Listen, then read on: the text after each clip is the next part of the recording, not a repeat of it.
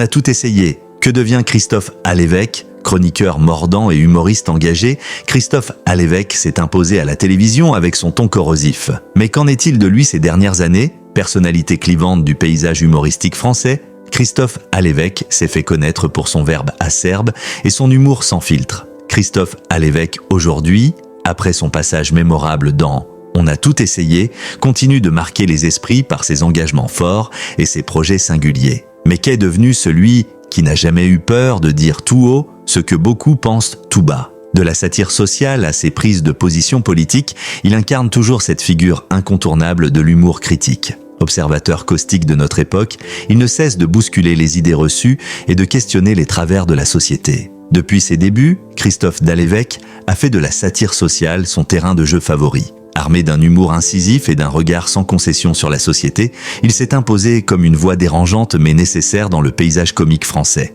Révélé dans les années 2000 grâce à ses chroniques acerbes sur France 2, il a su rester sur le devant de la scène avec la même énergie.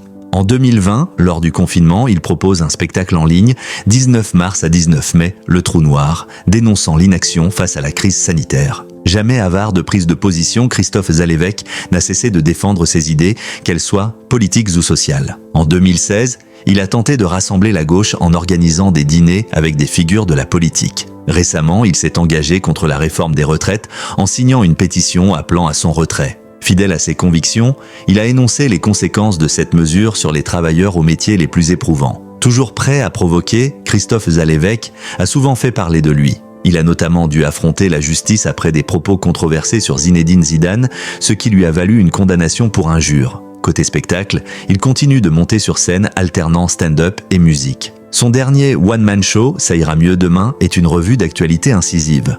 Il y décortique aussi bien les extrêmes politiques que les absurdités de notre époque.